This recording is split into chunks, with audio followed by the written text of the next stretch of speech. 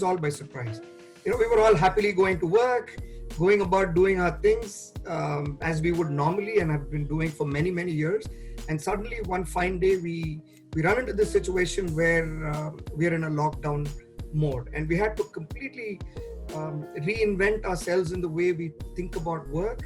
One day we were working from office, the next day we were working from home, and that's not easy because I don't think people expected it, anticipated it, and a lot of the organizations that we work with we're not ready, because it's not just about getting technology ready. It's not just about getting people ready. It's about all of it. It's about getting people to understand what this means, and make sure that they're able to cope with so many things that they would not have otherwise anticipated. And that's exactly what happened with us, and that's exactly what we saw with several of our clients, right? So the first thing that people had to do was make sure that they were technically or technologically ready to be able to work from home, because not everybody had those things taken care of. We as a company were ready because we were already equipped to be able to do this. So we saw little disruption in that sense from a technology perspective. But a lot of organizations that have people working using desktops suddenly found that they needed to get laptops, and not just laptops, but laptops with security. We were always conscious of the security posture, so we were ready with it. But it's presented an opportunity for us as well as an organization, because we could go back to our clients, because we are a technology company at the end of the day. We could go back to our clients and give them propositions that were relevant, important, and immediate in need. So while there were issues in getting ready to work from home and transition from working from office to home in a very, very short time, I think we found that we could as a company cope, and we also found a large number of our clients able to cope with it very quickly.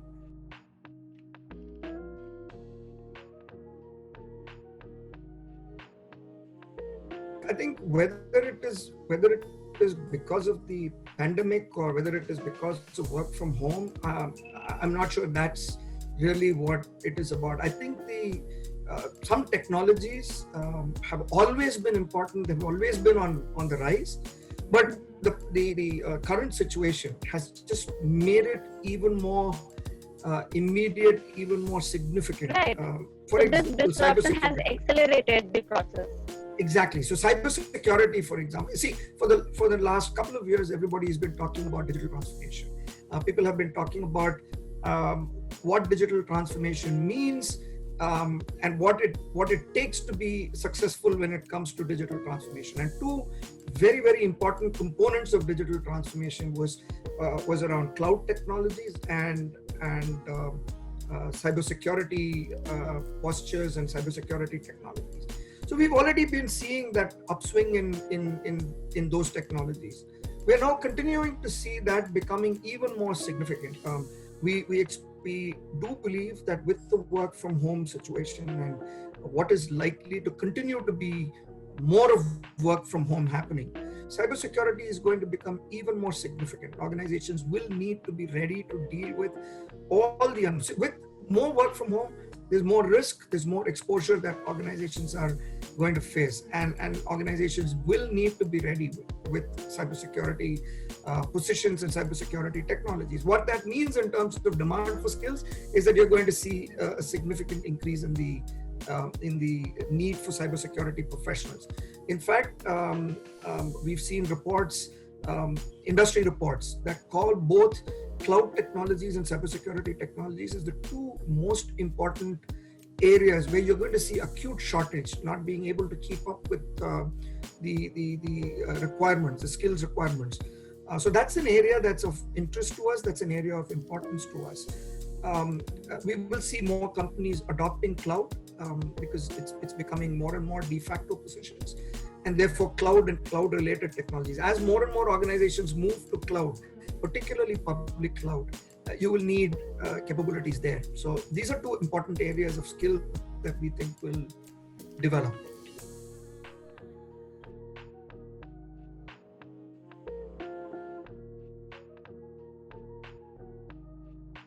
See, as I said, there are two types of challenges that one would have expected in this kind of a radical shift that you saw.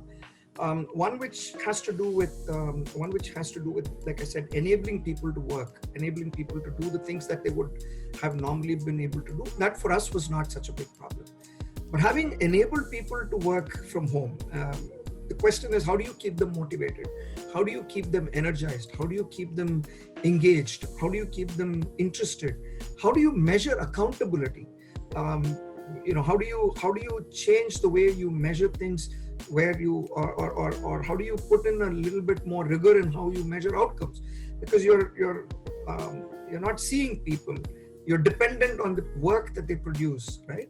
And so how do you ensure that these things happen quickly, seamlessly, is really some of the areas that we think needs to be worked on, things that evolve as we go along. But these, to me, keeping people energized, motivated, because it's not comfort zone, right? People are used to working with each other in front of them. People talking to each other. You have meetings that are happening face to face, and suddenly you've replaced it all, right? And so to keep people engaged, to me, is a very, very important element, and keeping them motivated is the other aspect of it. Communication is the key to this.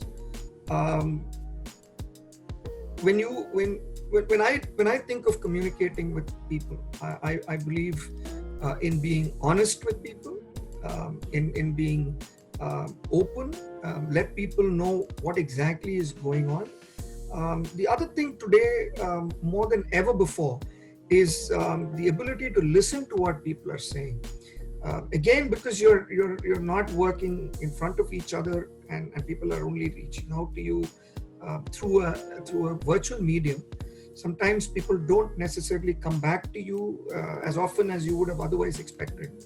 And when they do, you must have the ability to listen to people, to understand. And there are cues, there are signals that you pick up on, and you need to know how to act on it.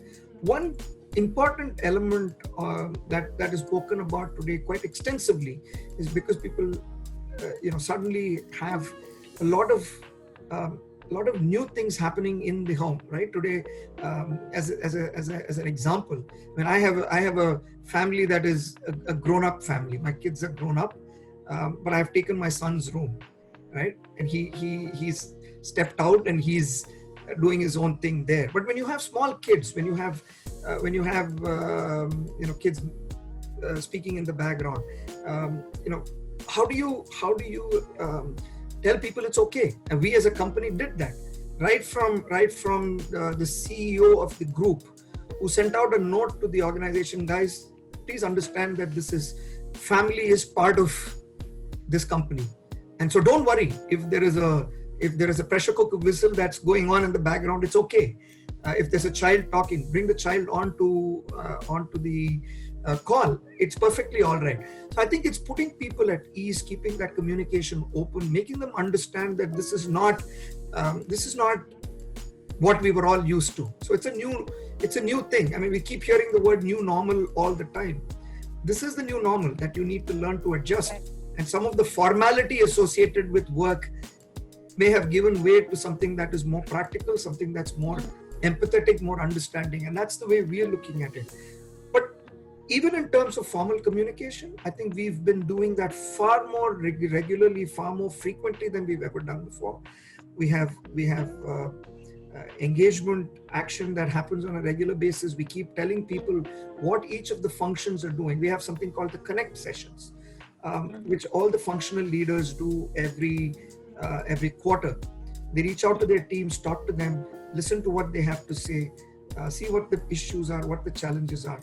So I think having channels of communication open, making it honest and fair and transparent and truthful, and doing that on a regular basis, I think is what is important.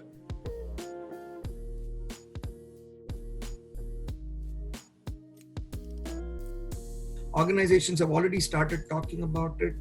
People have clearly said that, there are advantages. Until now, people didn't know that it could work. People were skeptical as to whether it would work. People held views as to whether it would work. I think now people have come to understand that it can work and it will work, right? So I think people will be more forthcoming in terms of making those changes that will allow for more work from home to happen. Second, I think working from home has got lots of benefits that can accrue to an organization. It increases your talent pool. One of the things that we are looking to do is that we want to be a gender diverse organization, and we said, and I've been speaking about this with in other forums as well. When you have the ability to make these opportunities available to women, because now work from home is an option which allows them not to take a break from work. They can actually continue working and be in the workforce. It's something that is possible today with work from home, which was not possible earlier. There are statistics that a lot of women in India have taken breaks to start a family, raise a family, and then have to come back. And when they do come back, it's a very difficult proposition, right? And we're looking at things that we can do to make it easier for women to come back to work. But with work from home, the problem itself becomes far more reduced, right? So that's another advantage. Real estate costs, as organizations expand, if work from home is a proposition that's viable, then it allows for you to do that without incurring huge amounts of cost. To do all that, you would need to be technically and technologically adept. So people need to be ready to do that. Companies need to invest in technologies that will make it happen, both from a software standpoint as well as from hardware and infrastructure standpoint. And we will see those investments taking place. Like I said earlier, cloud technologies will get adopted more and more because that is becoming more and more acceptable today in the post-pandemic era. So we think technology investments in virtual environments, in technologies that support working from home. And there's a lot of interesting technologies that are available today that make working from home extremely secure. We'll see those things happening.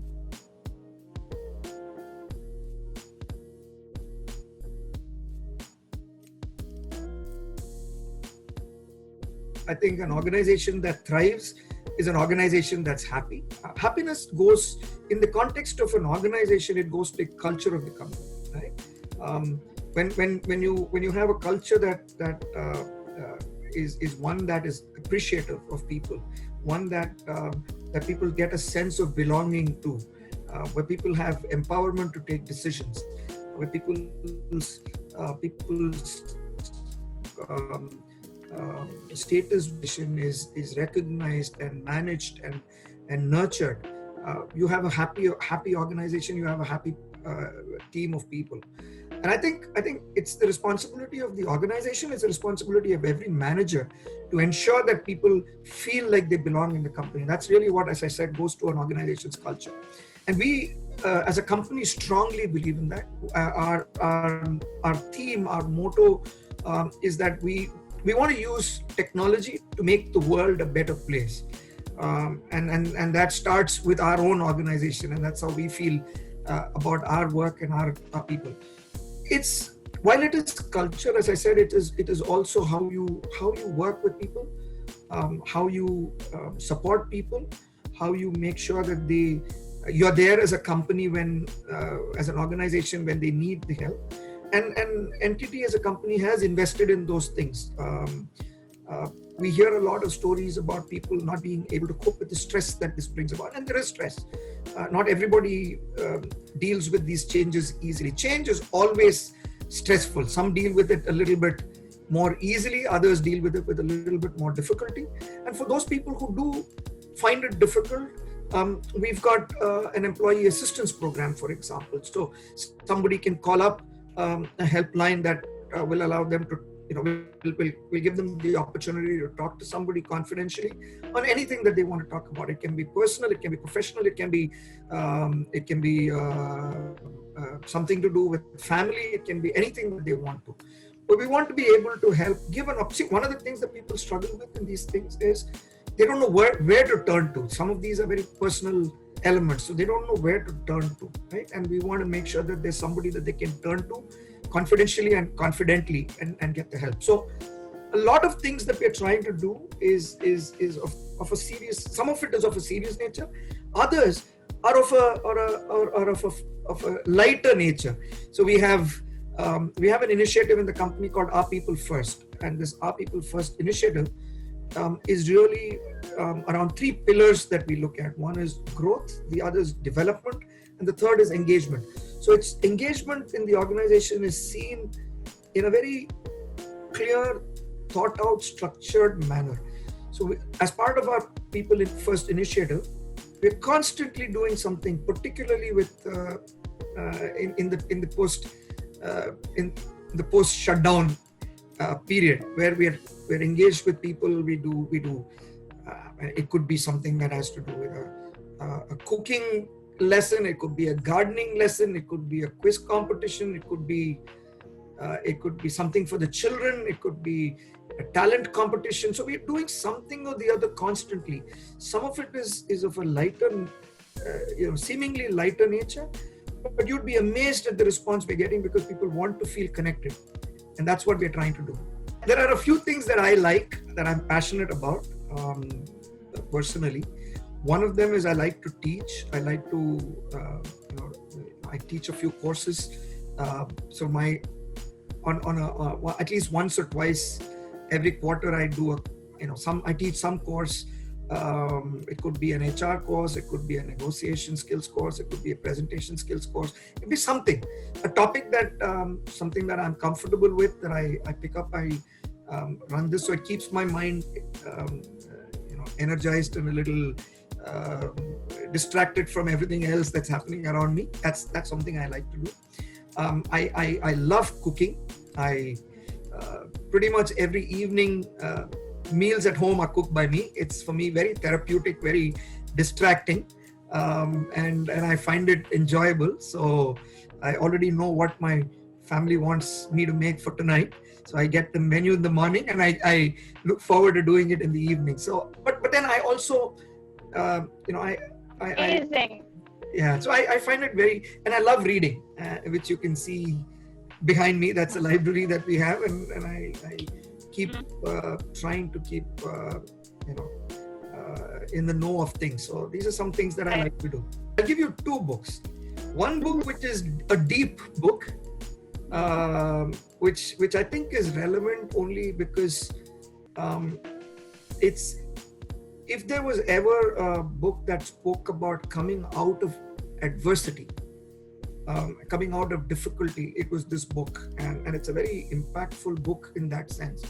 And this is a book called Man's Search for Meaning by Viktor Frankl. It's a deep book. It talks about what happened during the Holocaust. So it's not the lightest of reading, but it's a brilliant book on written by a psychologist on what it takes to come out of adversity and what it means. And I think for me, the big takeaway from that book is that somebody can take away everything else from you, but how you choose to deal with the situation, the attitude that you bring, and the choice eventually lies with you, right? And if you want to overcome, that choice is with you. So in summary, for me, that book, that message from that book was very powerful, and I think it's true today in the context of what we're doing. In terms of a fun book, I love reading novels. Any book by P.G. Wodehouse will give you make you laugh, and I think we can do with a good laugh in this environment. So that would be the two choices. Lovely. One, more than ever, there has to be a clarity of purpose for every organization. It really should know. If it was required in the best of times, a clarity of purpose in these kinds of situations is more critical than ever before. And I think for us as an organization, our clarity of purpose is extremely high. We know exactly where we want to go, what we want to do, and I think that is one important thing that I think is people will look forward to and expect from leaders. What is the clarity of our purpose? I think the second thing that people will look to is the organization's ability to adapt and adapt not just in any one area. Overall, as an organization, I think now more than ever we need to be nimble. We need to be able to make changes to how we see things, and move with the changes that are in front of us. I think that will be the second important requirement. And I think now organizational empathy would be important. So how do you find the balance between coping with the business pressures that we see, while being an empathetic organization, because the pandemic has impacted all of us in so many different ways. We can't lose sight of what business means to all of us, but we need to do that, keep in mind, or keep that in balance with how we can be an empathetic organization as well.